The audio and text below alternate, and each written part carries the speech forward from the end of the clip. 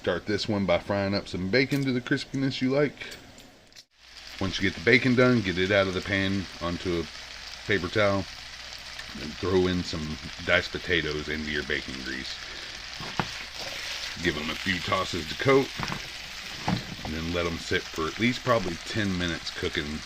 I like to get some crunch on these potatoes. Okay, while those potatoes are going, I'm going to go ahead and get my eggs beaten. I got 4 eggs in here, about a 1/4 cup of milk, probably a teaspoon of black pepper, and a 1/4 cup of whatever salsa you like. And beat that together.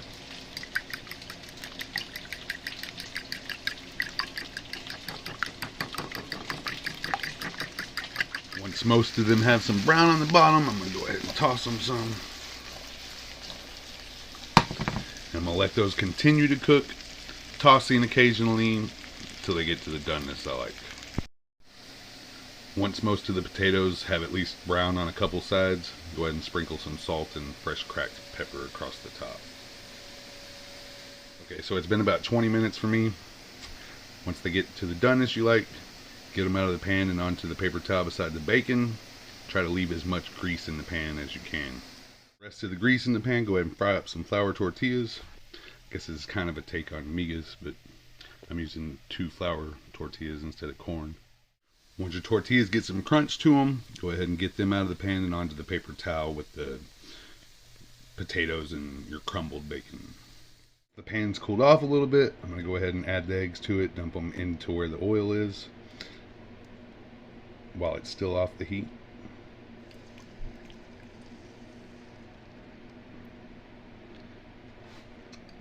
Now I'll move it back onto the heat.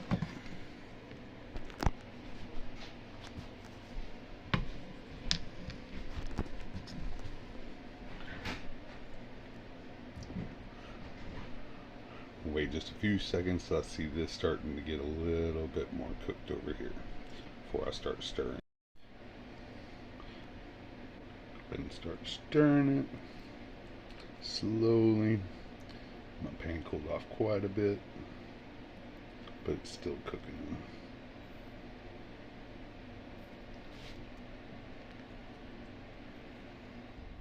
Once your pan gets hot again, stir basically constantly until they get to the doneness you want.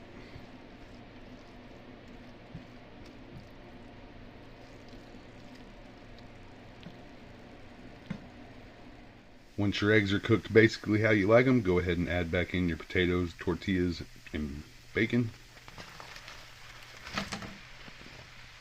And stir that up.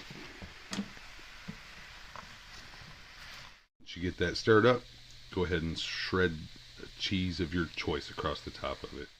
Once you get as much cheese as you want across the top, go ahead and cut off the heat and let that melt the cheese. You could throw a lid on top if you want, but that could make it watery from the steam. I usually like to just let it sit for a little bit. Okay, it's been about 4 minutes since I cut off the heat, and that's about ready to serve. You can let the cheese melt longer if you want. There you have kind of a different take on migas. Hope y'all enjoy it.